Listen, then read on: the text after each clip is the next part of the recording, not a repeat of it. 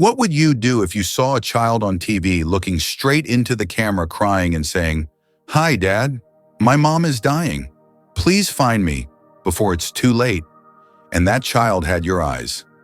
That's exactly what happened to Ethan Carter, a powerful New York real estate mogul who had spent his entire life believing he was alone, until a single news clip shattered everything he thought he knew. In the middle of his quiet routine dinner at a five-star restaurant, one unexpected message from a little girl flipped his entire world upside down. Her name was Lily. Her mother, Emma Brooks, the woman Ethan had loved and left 9 years ago. What followed was a whirlwind of buried memories, desperate choices, and an emotional journey that would force a man who ran from responsibility to face the one role he never thought he could play, being a father. But was he too late? Could love still grow from years of silence and absence? Stay with us, because this story will take you from heartbreak to hope, from guilt to grace. And by the end, you might just believe in second chances too.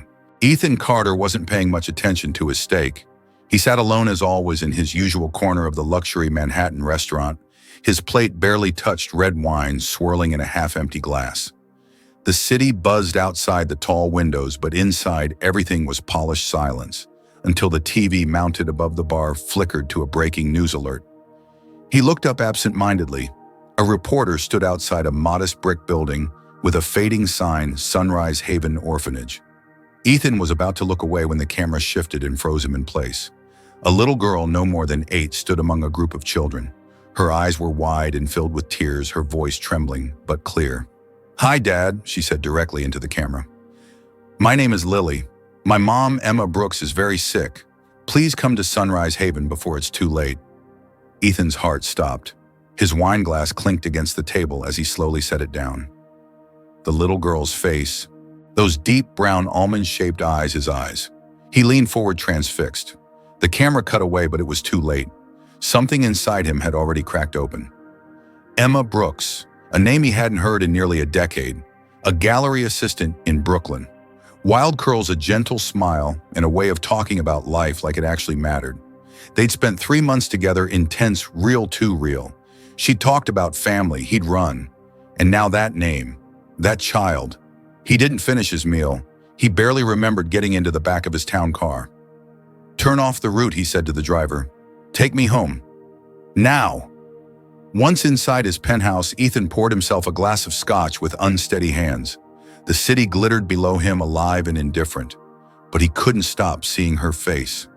Lily. Could she really be his daughter? He grabbed his phone and called Claire, his personal assistant. "Claire, I need everything you can find on an Emma Brooks. She used to work at a gallery in Brooklyn 9 years ago. I need to know where she is now, and if she has a daughter named Lily. Prioritize this over everything." "Ethan, it's late. I don't care. Pay whoever you need. I want answers before sunrise." He hung up, breathing hard. That wasn't like him losing control. But tonight, nothing felt like him anymore. At 3:12 a.m., his phone buzzed. Ethan Clare's voice was tight. "We found her. Emma Brooks is at St. Jude Memorial Hospital. Stage 4 cancer. Terminal. And yes, she has an 8-year-old daughter, Lily. No father listed on the birth certificate, but the timeline matches." He didn't speak. He couldn't. The next morning, he canceled all meetings, every call, every deal. For the first time in years, his entire schedule was clear. At 10:00 a.m., he stood outside Sunrise Haven. The place looked like it hadn't seen new paint in 20 years. The front yard was a patch of gravel with a few tired toys scattered across it. Not a place for a child, not his child. A woman in a navy sweater opened the door. "Mr. Carter, I'm Ms. Monroe, the director. Lily said you might come. She knew I would. She said she had a feeling that you'd see the message." Ms. Monroe led him down a narrow hallway filled with children's drawings and peeling wallpaper. "I should warn you," she said quietly before opening a door at the end. "Lily's not like most kids her age. She's been through a lot, but she's strong, and she's waiting." Inside, a small girl sat curled in a chair by the window, a book too big for her lap open in front of her. When she looked up, Ethan felt as if the floor disappeared beneath him. Those eyes. His mother once told him that people could lie with words but never with their eyes. "Hi," she said softly. "I knew you'd come. He cleared his throat, unsure of what to say. What's your name? Lily Brooks. But my mom says it should have been Lily Carter. His legs felt weak. He sat across from her. She studied him like a scientist studies a rare animal, quiet, focused, unreadable. Where's your mom now? In the hospital. The doctors say she doesn't have much time. That's why I had to tell you. He swallowed hard. How did you know where to find me? My mom kept an old magazine. You were on the cover. She said you go to that restaurant every Tuesday, so I asked Ms. Monroe to take the napkin I wrote on and leave it there. I didn't know they'd put us on TV. Ethan stared at her, smart, brave, and completely heartbreakingly alone. Why didn't your mom tell me? She said she didn't want to ruin your life, that maybe you didn't want to be a dad. But I thought, maybe you'd want to know I exist. He looked away, his chest burning. I don't know what to say, he admitted. You don't have to say anything, but if you want to meet her, we should go soon. They rode in silence to St. Jude Memorial. Lily stared out the window, her small hands folded in her lap. Ethan had been in limousines with CEOs, movie stars, presidents of banks, but he had never felt more tense than sitting beside this quiet, serious little girl who just might be his daughter. In the hospital, they walked through white corridors until they reached a door marked palliative care. Lily knocked softly. Mom, I brought someone. The voice that answered was faint but familiar. Come in, sweetheart. Ethan stepped inside and froze. Emma Brooks looked like a shadow of the woman he remembered, pale, thin eyes, dim with pain, but she still had the same soft presence, that quiet gravity. Ethan, she said, not surprised, just tired. You came. I didn't know. Emma, I never knew. I know, it wasn't your fault. I chose not to tell you. Why? Because you didn't want a family, and I didn't want to trap you. But Lily deserved to know. He turned to the girl now sitting beside her mother's bed, holding her hand. I should have been there, Ethan whispered. But you're here now, Emma said. That's what matters. And somehow, that was enough for this moment. We're so sorry to interrupt the story right here, but it felt like the perfect moment to pause and let you breathe. What would you do if a child you never knew suddenly appeared in your life? Do you believe people can truly change when it matters most? Let us know your thoughts in the comments. We'd love to hear where you're watching from, and if this story touched you, please give it a like and drop a heart. Your support means everything. Lily moved into Ethan's penthouse 3 days after that hospital visit. The silence inside those marble walls was no longer elegant, it was suffocating. The once pristine space now echoed with the tiny footsteps of an 8-year-old girl trying her best not to disturb anything. Emma had been discharged into hospice care at Ethan's home as her condition grew more fragile by the hour. A private nurse named Georgia managed her medication, but it was clear to everyone there wasn't much time left. Ethan had never known what to do with children. His life had been built on numbers, negotiations, and square footage. But Lily didn't ask much of him. She was polite, quiet, and heartbreakingly mature. She spent most of her time by her mother's bedside reading, humming, or simply holding Emma's hand. No tantrums, no tears, just stillness. One night while working late in his office, Ethan heard something faint in the hallway. A voice. He opened the door and followed the sound.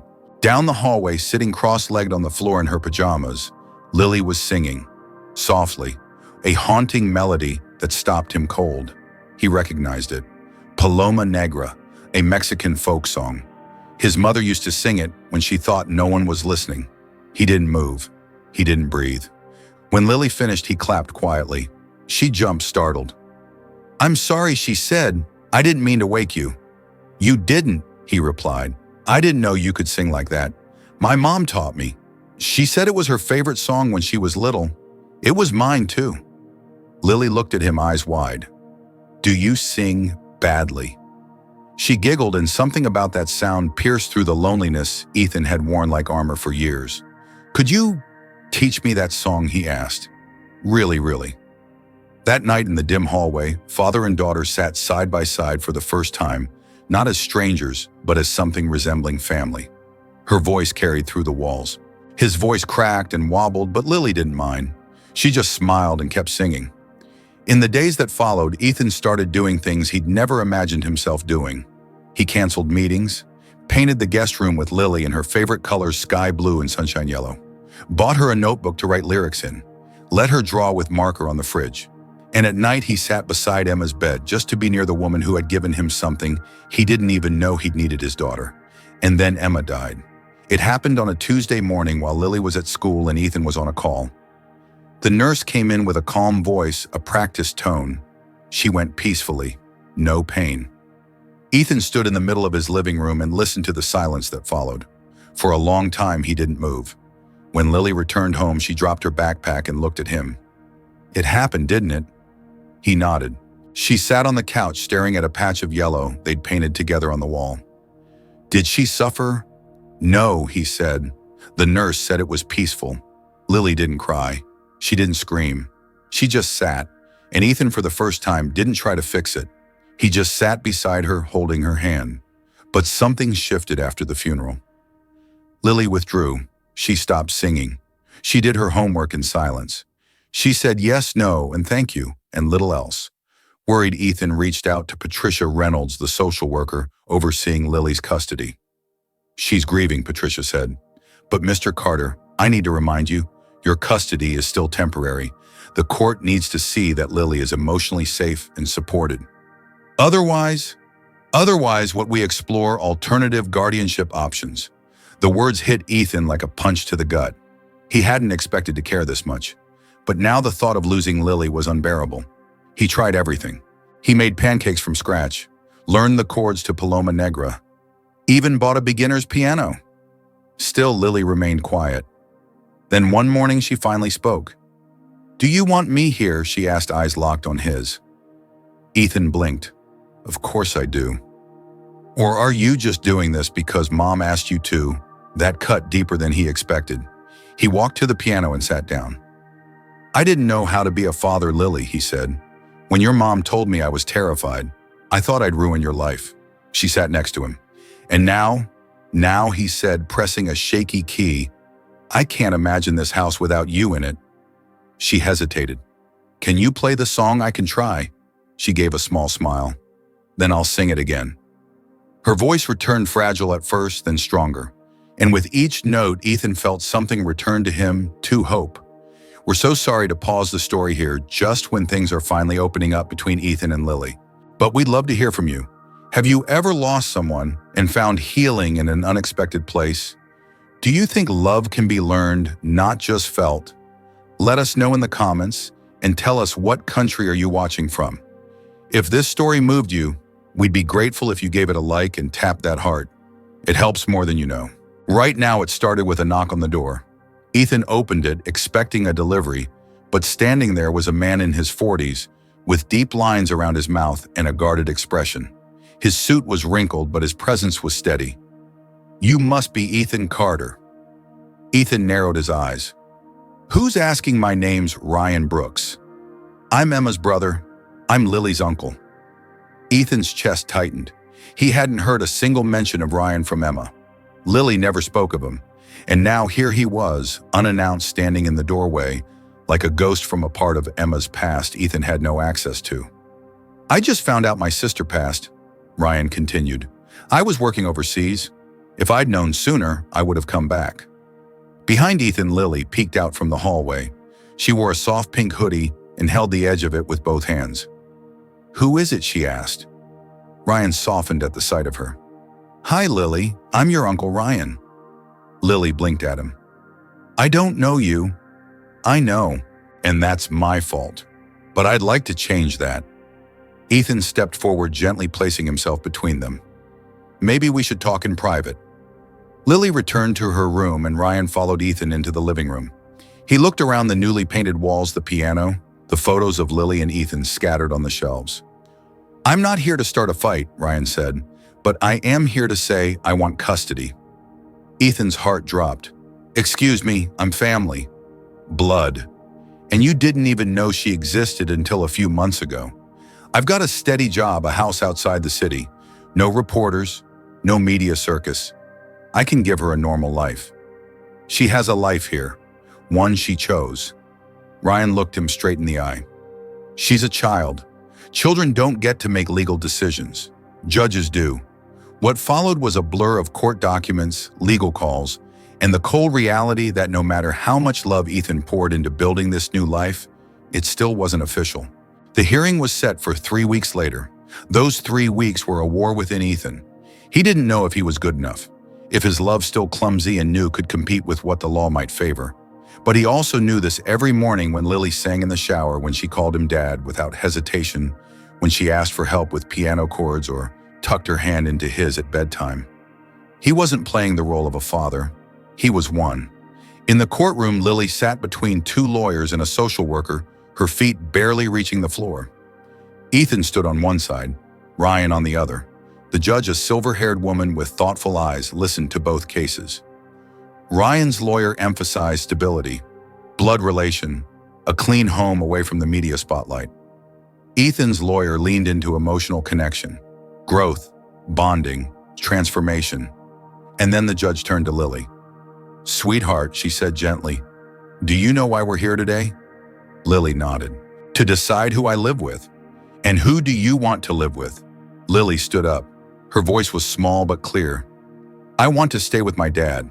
The judge leaned forward. "Why? Because he knows me. He knows I like pancakes on Saturdays and that I sing better when I'm barefoot. He knows when I have bad dreams and he always comes to my room. He didn't know about me before, but now he does, and he chose to stay. That matters." The room was silent. The judge exhaled. "Thank you, Lily." After a long pause, she ruled in Ethan's favor, granting him full legal custody with the option for supervised visits from Ryan, if Lily ever wanted that. As they walked out of the courthouse, Lily slipped her hand into Ethan's. "Is it over?" she asked. "It's just beginning," he said, and for the first time he truly believed it. Months passed. The apartment changed. More color, more music. Lily decorated her room with stars on the ceiling and filled the living room with framed sheet music. Ethan kept his promise. He was home for dinner every night by 6. He took piano lessons, bad ones, but he never quit. On the 1-year anniversary of Emma's death, Lily left a small note on the piano. "Thank you for not changing your mind." That evening, they sang Paloma Negra together. Ethan missed half the notes. Lily smiled anyway. They had already won. Now that the story has come full circle, we want to hear from you. What moment in this story touched your heart the most? Do you believe real family is chosen, not always born? Let us know in the comments. How did you feel about this story? If you loved it, comment number 3. If it felt just okay, drop a 2. If you think it could have been better, type number 1. Also, let us know what country you're watching from. And if this story meant something to you, please tap the heart and share it with someone who believes in second chances.